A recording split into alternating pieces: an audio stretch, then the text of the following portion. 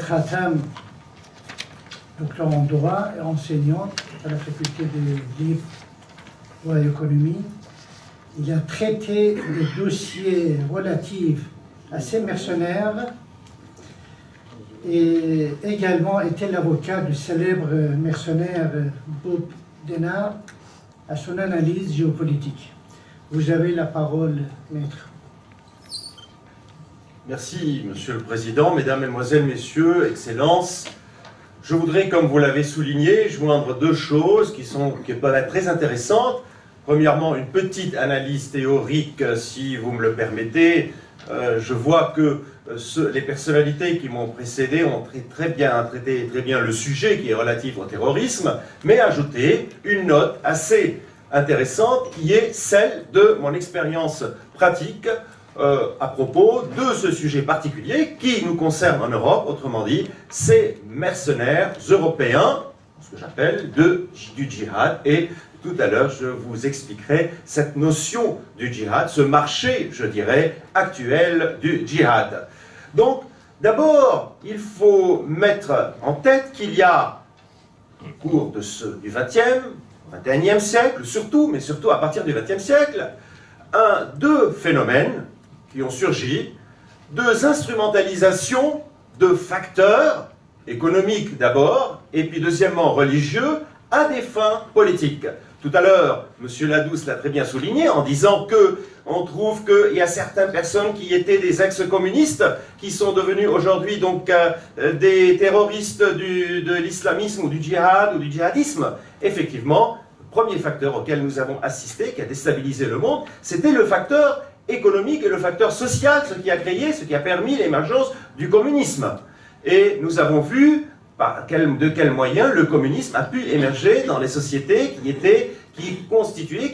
prêtaient, si vous voulez, qui avaient les mêmes symptômes que les sociétés qui ont pu tomber également dans cette vague, de ce nouveau phénomène, qui est celui de l'instrumentalisation d'un autre facteur, qui est le facteur religieux, et ce facteur, en fait, qui est issu de cette instrumentalisation, une instrumentalisation politique de la religion, en particulier, nous l'avons vu aujourd'hui, actuellement, en mettant l'accent sur l'islam.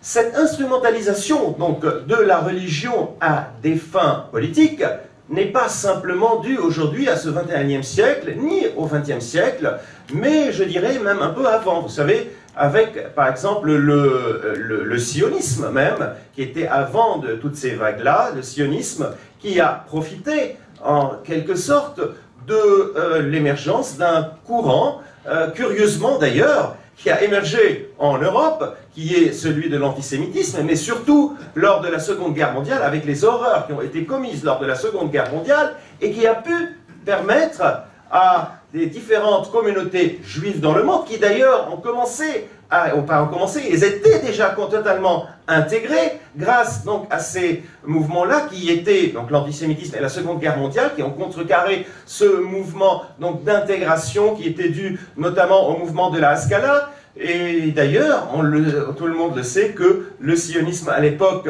n'était que minoritaire par rapport à d'autres courants, notamment l'Agudat Israël, ou bien le libéralisme, plutôt les juifs libres de Orly Turkem. Et donc, on a pu, grâce à ce facteur-là, créer l'État d'Israël. Un peu plus tard, dans les années 70, l'exploitation donc de ce facteur religieux à des fins politiques a été expérimentée. Ça a été expérimenté en 1974 à Chypre, qui a permis le partage de l'île en deux parties entre Grecs et Turcs chypriotes. Et puis, il y a eu, un an après, la guerre du Liban, en 1975, où il y a eu également un jeu qui a été fait, il faut le dire quand même, comme d'ailleurs à Chypre, par des forces étrangères. D'ailleurs, ce sont presque les mêmes acteurs, parce que les Libanais ou bien les Chypriotes accusent notamment Kissinger, d'ailleurs les Chypriotes l'appellent Killinger, d'avoir été derrière ce qui s'est passé en 1974 à Chypre et en 1975 au Liban. Au Liban, ça a conduit à un échec. Pourquoi? Parce qu'il y a eu un effritement, un émiettement, des guerres interreligieuses au sein de chaque communauté. Donc échec au Liban, réussite à Chypre, et c'était les services secrets qui jouaient derrière. Mais on va voir que, d'un coup, il y a une certaine, je dirais, officialisation de cette instrumentalisation de la religion à des fins politiques, avec la fameuse, ce qu'on appelle théorie de Brzezinski, donc une théorie qui n'a pas hésité à utiliser le facteur religieux pour déstabiliser. On a vu, bon, d'une part, la révolution iranienne en 1979, qui, bon, bien sûr, aujourd'hui a progressé, et ce n'est plus une révolution qui est à base, à fondement religieux, qui est devenue maintenant beaucoup plus nationaliste et personne, mais on l'a vu, comme vous l'avez tout à l'heure souligné, avec l'Afghanistan. L'Afghanistan, avec les services secrets américains et l'aide des services secrets saoudiens, qui ont permis au renversement donc, des soviétiques.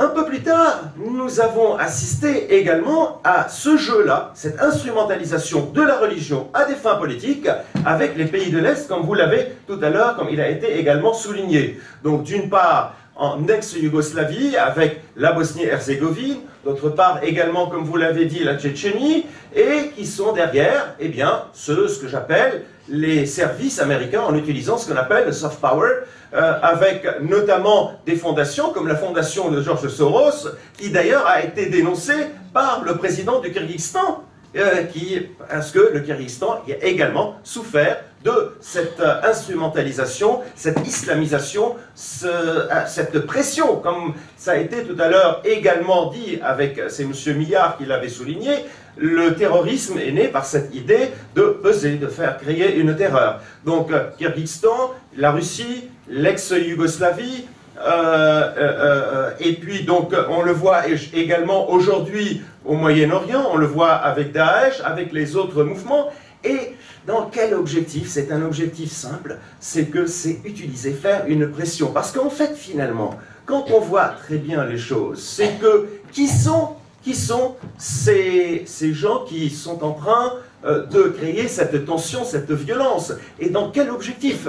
Alors, il faut dire que c'est un groupe minoritaire. Un groupe minoritaire, mais dont on parle le plus. Pourquoi? Parce que ce sont ces images de sang, de terreur, que les journalistes et que les médias ont besoin de voir et de démontrer. Et c'est pour cette raison qu'on a tout de suite cette idée que, comme quoi, l'islam mélange, je dirais, une confusion entre l'islam et les islamistes.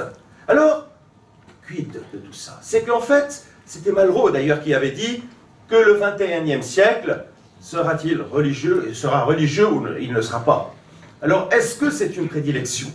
Quels sont ces facteurs? Pourquoi également aujourd'hui où joue-t-on et puis est-on en train de manipuler, je dirais, ces facteurs religieux à des fins politiques? Quels sont les objectifs? Et deuxièmement, les méthodes, je dirais, de cette instrumentalisation et qui nous conduisent à mieux analyser, à mieux comprendre ce phénomène nouveau qui est celui du mercenariat du djihad. Pourquoi je parle du mercenariat du djihad? Parce que je vous disais tout à l'heure, je disais qu'il s'agit d'un marché du djihad. Et là, quand on parle du djihad, en fait, on pense tout de suite à l'islam. Et d'ailleurs, il y a une affaire qui a eu lieu en France, ça m'a fait bien rigoler, parce qu'on pensait que le djihad, c'est simplement, uniquement relatif à l'islam. Or, j'ai un ami, chrétien, d'Orient, plus que ça, un religieux, un prêtre catholique, qui s'appelle le père djihad. Car le djihad, en arabe, ça veut dire, c'est la lutte du bien contre le mal. Et pour les chrétiens, pour les catholiques, c'est tous les matins qu'on doit faire ce djihad de vaincre le mal par le bien. Donc ça, c'est l'explication arabe du terme djihad. C'est pour ça, dans nos cultures chrétiennes orientales, on utilise le terme djihad. Pour nous, les chrétiens, on le fait tous les jours. Bon, bref, c'est devenu un marché. Dans quel objectif?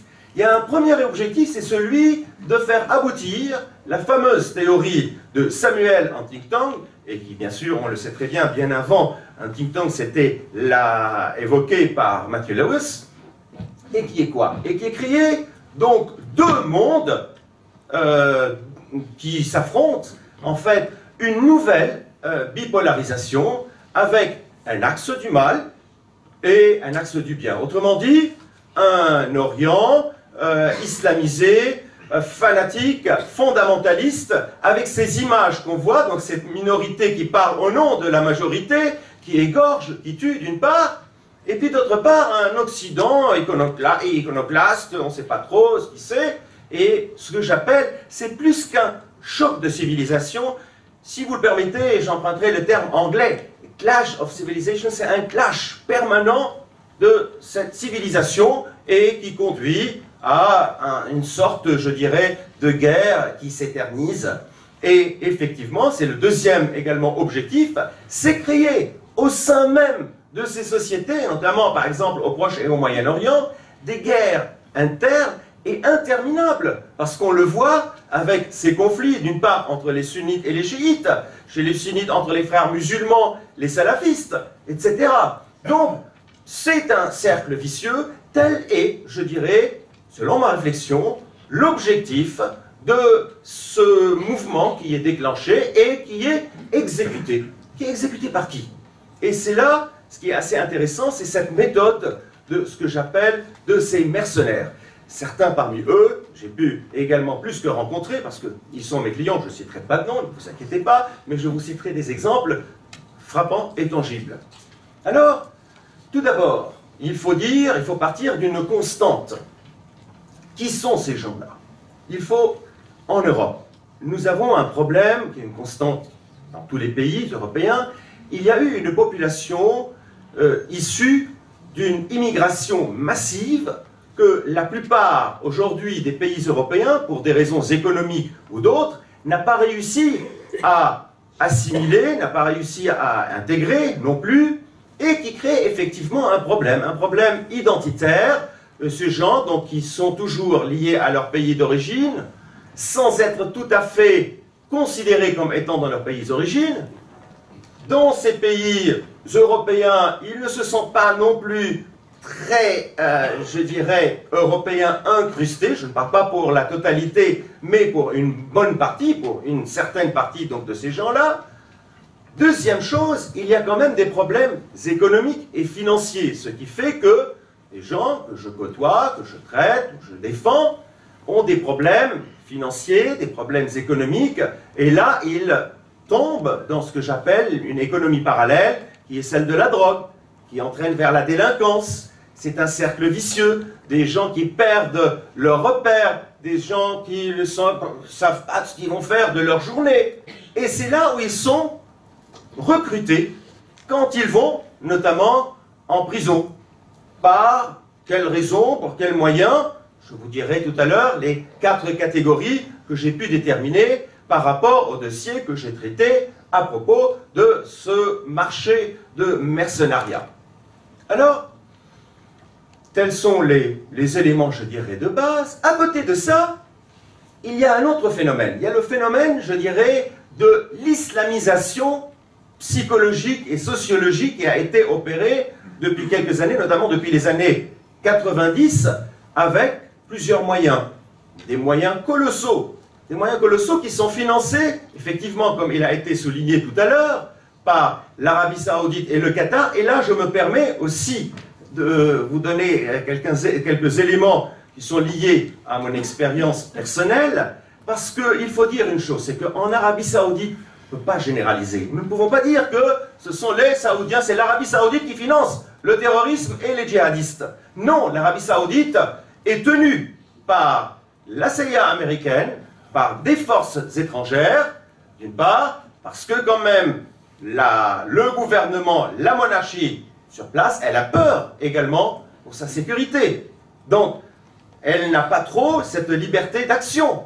Quand on est pris en otage, on est racketté. Deuxièmement, toujours en Arabie Saoudite, il y a bien sûr des courants étrangers qui sont en train de, je dirais, pousser tous ces courants salafistes, et dans le salafisme, dans sa branche la plus fondamentaliste et la plus radicale, pour financer aussi bien ces types-là qui vont au djihad en Syrie ou ailleurs, et qui sont en train quand même de commettre ces atrocités. Donc nous ne pouvons pas généraliser pour l'Arabie Saoudite. Deuxièmement, également pour le Qatar, on le sait très bien que le Qatar avant le gouverneur actuel, donc d'ailleurs son père, est arrivé au pouvoir à l'issue d'un coup d'État contre son père, donc contre le grand-père du gouverneur actuel, avec l'émergence d'une chaîne, qui est la chaîne Al Jazeera, qui devient brusquement l'une des chaînes les plus importantes, qui fait une sorte de lavage de cerveau, une propagande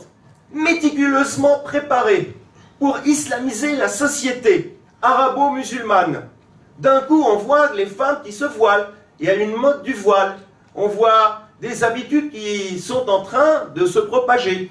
Et cela n'est pas simplement dans les pays arabo-musulmans, mais on voit très bien, avec le monde est devenu presque avec la mondialisation un village, et cette extension de ce phénomène également dans les pays européens, notamment, y compris également en France.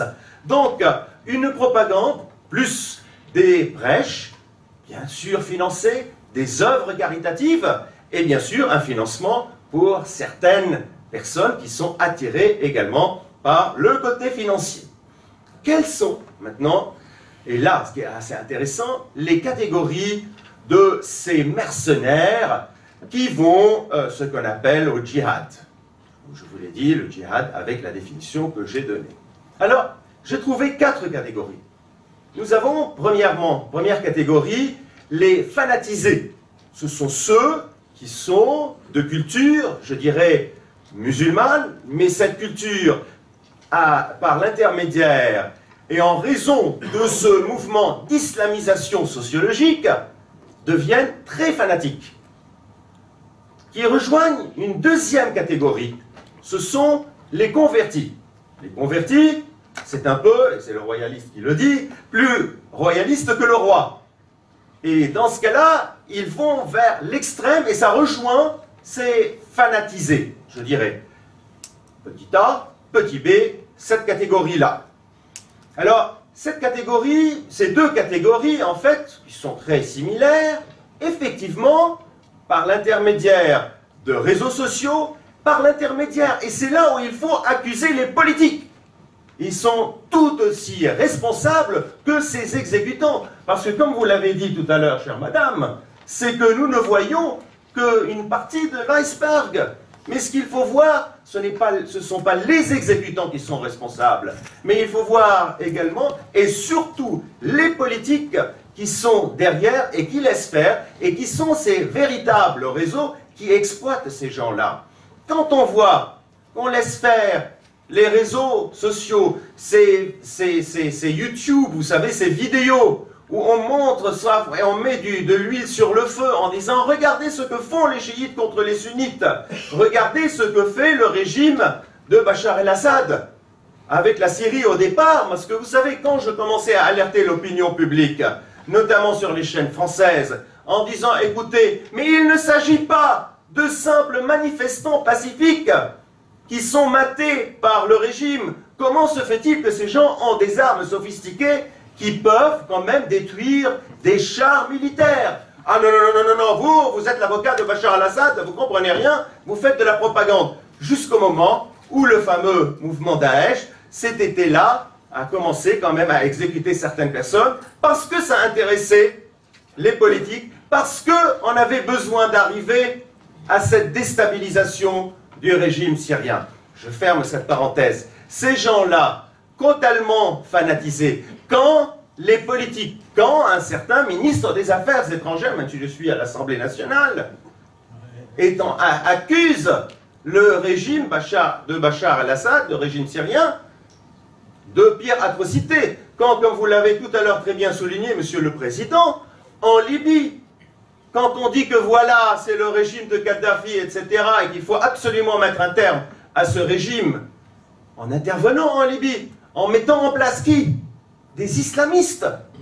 C'est là où je parle de cette responsabilité des politiques qui conduit, quand on voit toutes ces images, quand on est pris par cette propagande politique, c'est fanatique, c'est fanatisé, c'est converti, plus royaliste que le roi, à aller se tuer d'une manière folle pour ce qu'on appelle, pour eux, ce djihad, ce qui est un faux djihad. De troisième catégorie, vous avez cette catégorie de ce que j'appelle les bagarreurs, qui ont certains fantasmes qui se projettent dans les films qu'ils regardent. Et ça, je me souviens de mon client, vous avez souligné Bob Denard, qui était un ami, plus qu'un client également, le fameux mercenaire. Il me disait, ah, regarde celui-là, là, et tu lui donnes une tête, il commence à frapper la gueule, à casser la gueule au type, là, jusqu'à ce que le type meure. Ce sont des gens qu'on retrouve, qu'on recrute, des délinquants de temps en temps, également dans les prisons. Je connais, ça me rappelle un type, j'ai été une fois pour le défendre, il arrive comme ça, ah, c'est toi mon avocat. Et puis je dis, mais attendez, mais on n'a pas gardé les cochons ensemble. Ah, monsieur le juge, là, on va lui casser la gueule. Il n'y avait même pas peur du juge. Effectivement, ce sont ces types-là, vous leur donnez quelqu'un, ils prennent et ils tranchent la gorge de ces types, et ce sont ces images, effectivement, qu'on voit sur le net. Vous avez également ces types-là, on rencontre aussi bien en Occident, mais également dans les pays de l'Est. Et d'ailleurs, c'est drôle quand on me dit que ce sont des islamistes, le Daesh, etc. Alors, je vous assure, et vous pouvez le regarder déjà, il parlait, c'était en tchétchène, et il y a un autre, donc c'était le plus drôle, c'était le bosniaque, qui était là, qu'est-ce que je le vois, en train de mettre du raki, vous savez, c'est comme la rak, c'est un alcool très fort, il boit, prend le couteau, c'est un alcool très fort, et il tue, il égorge, et on voit le sang qui sort, et il ricane. Déjà, il est drogué, il prend de l'alcool, comment voulez-vous m'expliquer que c'est un musulman croyant qui est en train de commettre un acte pour Dieu? Ça rejoint à ce que vous étiez en train de me dire, d'expliquer à propos de Cain. Donc, vous avez ces fous que Bob Denard a utilisé d'ailleurs, et puis il trouvait que c'était les meilleurs, et vous avez, dernière catégorie, et je termine là, parce que je regarde effectivement, ce sont en fait les gens qui vont pour une solde, et c'est vraiment, donc ces gens qu'on le voit la plupart du temps également, comme je disais, ils viennent des pays de l'Est. Avec 500 €, vous pouvez acheter un mercenaire pour aller combattre un Tchétchène, un Bosniaque, du Daghestan, etc. Bon, de l'Europe, c'est un peu plus cher, il faut payer 3 000 €, mais vous pouvez les avoir pour une solde militaire. Voilà ces différentes catégories, voilà ces exécutants, les pauvres exécutants, encore une fois, je le dis, parce que ce sont des pauvres gens. Mais ce qu'il faut faire, ce qui est le plus intéressant, et c'est là ma conclusion, il faut aller, comme vous l'avez très bien démontré, aller à la source et condamner, faire des investigations et condamner, en fait, qui sont ces responsables derrière ces réseaux, je dirais plus que mafieux, de criminels. Je vous remercie.